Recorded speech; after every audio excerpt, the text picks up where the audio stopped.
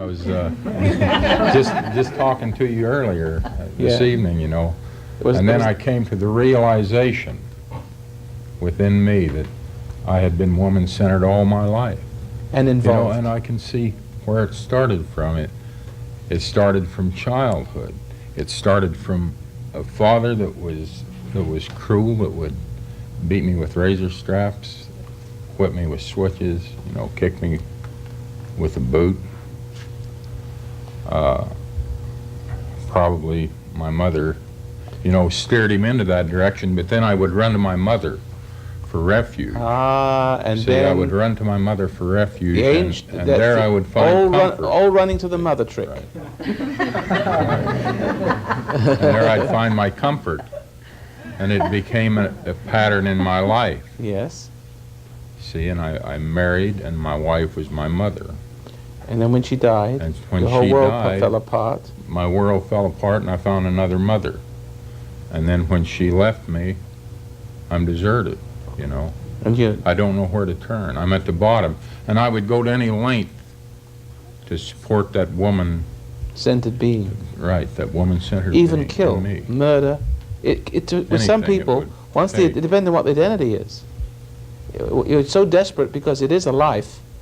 You know, if you made a god out of somebody, if you get your support from a person, and your whole life revolves around that person, and that person dies or cheats on you, and walks away from you, then who you are is fractured.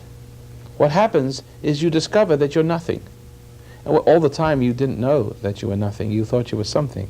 And you successfully eluded the knowing that you were nothing by the lie, the emotional involvement, which comes in through the emotionally sustained lies, the illusion that you are something you're not. That's called ego.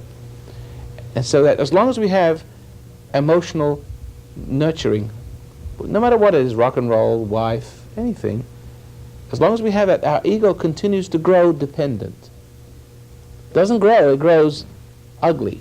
And then you become resentful at yourself. You get resentful over realizing what a fool you are, Right. because you see, there's something about your ego that does not love reality. It loves the illusion and the illusion provider. And in worshipping and involving yourself deeper in the provider, you take your identity from that. And actually, what you're dealing with is not good but evil.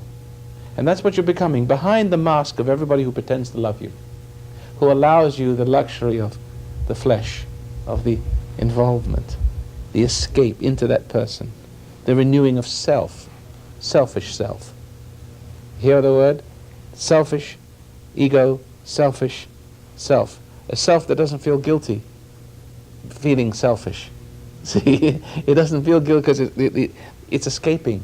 It's releasing. It's being released from guilt while it's becoming more selfish and doesn't know selfish is how wrong it is. But behind the mask of that person, behind the facade, is evil. Is that right or not? Did you find that? That's true.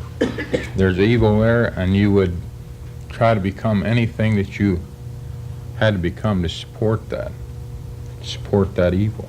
To serve you. To serve me. But then what you become evil also, don't you? Whatever identity you had to search out. And you would do this in pride, through pride and ego. You would search this out and thinking it was coming from God. And I would lose my identity in a book. I would lose my identity in some philosopher and take on his identity and try to portray that, and it was not me. You're not going to do that with me, are you? No.